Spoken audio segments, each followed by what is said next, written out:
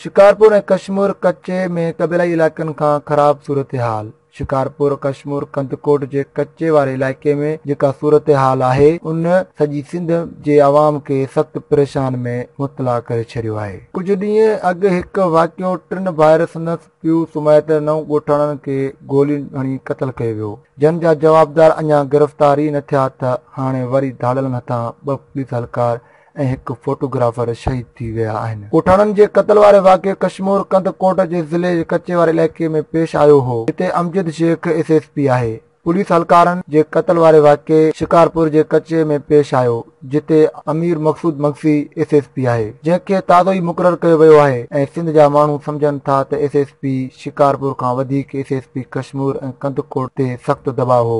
त्योहारनि खां 9 ॻोठाणनि जो पलांद वरितो वञे, खेनि गिरफ़्तार कयो वञे या अहिड़ी कार्रवाई कई वञे जंहिं सां न सिर्फ़ मुतासिर धुर पर सॼी सिंध अवाम मुतहन थिए ऐं ही जान वारो ग़फ़लत ख़त्म थिए। असांखे ई ॻाल्हि सोचे सम्झे करे रहिया आहियूं त असांजो मुतालबो कानून हथ में खणी सलाह ॾियणु नाहे, पर असां चवणु चाहियूं था त ॿियारियुनि सां ऐं ॿिए ॾोही ॻोठाणनि सां कातलनि सां का बि रिआयत करण जी ज़रूरत नाहे। बहरहाल अहिड़ियुनि हालतुनि में SSP कश्मीर कंदकोट जेकॾहिं का वॾी कार्रवाई न करे सघी आहे त घटि में घटि वधीक नुक़सान बि न कयो अथसि। उन जे भेट में शिकारपुर नए आयल SSP गुज़िरियल ॾींहंनि जेको जज़्बाती क़दम खणियो आहे उन सां वधीक नुक़सान थी वियो। सॼी सिंध ऐं सॼी मुल्क जे माण्हुनि खे ख़बर पइजी वञी त धाड़ियल अंदनि कबीलाई दहशतगर्द न सिर्फ़ आम ॻोठाणनि लाइ न ॾाढा आहिनि पर उहे पुलिस खां बि ज़ोर आहिनि। शिकारपुर ऐं कश्मीर कंदकोट पाण में मिलंदड़ कच्चे जो इलाइक़ो आहे, जेको इलाइक़ो गढ़ी तंगी जे नाले सां बदनाम आहे। हिन इलाइक़े खे दुरानी महर ऐं नापरकोट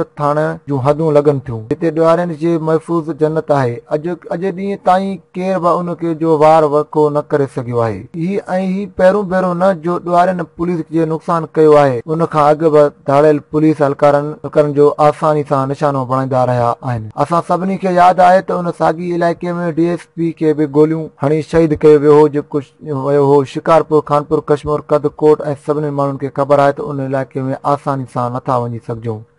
पुलिस जॾहिं बि वेंदी आहे त पंहिंजा हलकार माराए मोटी ईंदो आहे।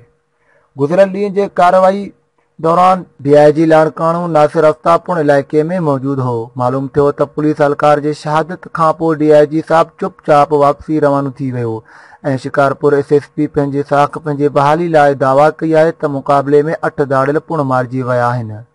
असां चऊं था जेकॾहिं ॾियारियुनि ऐं धाड़ियलनि जो ख़ात्मो नथा आणे सघो त घटि में घटि अवाम सां कूड़ बि न ॻाल्हायो। धाड़ियलनि जेकी वीडियो वायरल कयो आहे उन्हनि मां उहे नारा ऐं जुमरूं हणंदे नज़र अची रहिया आहिनि ऐं पुलिस खे खुलियल धमकियूं ॾेई रहिया आहिनि।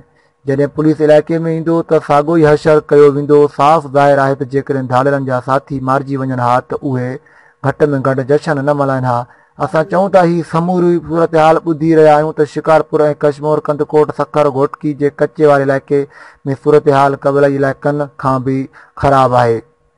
उन्हनि इलाइक़नि में फोर्स ते हमला थींदा आहिनि ऐं जानी नुक़सान पिणु थींदो आहे, पर असां कॾहिं बि न ॾिठो आहे त दहशतगर्द जशन मल्हाईंदा हुजनि ऐं जुमरूं हणंदा हुजनि ऐं वीडियो वायरल कंदा हुजनि।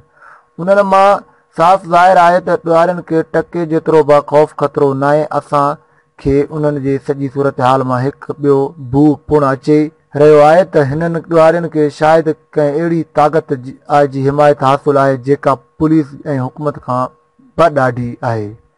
शायदि इलाइक़े जे खून गर्ज़ी खां बि वधीक का ख़तरनाक रांदि खेॾण जी साज़िश थी रही आहे। सिंध जा माण्हू उन्हनि ते वेही वीचार कनि त असां PP हुकूमत ऐं मुल्क जे धणियुनि खे मुखातिब थी चऊं था त सिंध जे ॼाणियल इलाइक़नि खे नो गो एरियाज़ में तब्दील न करियो ऐं न त अवाम तव्हांखे सॼी सिंध मां नो गो एरिया बणाए छॾींदो।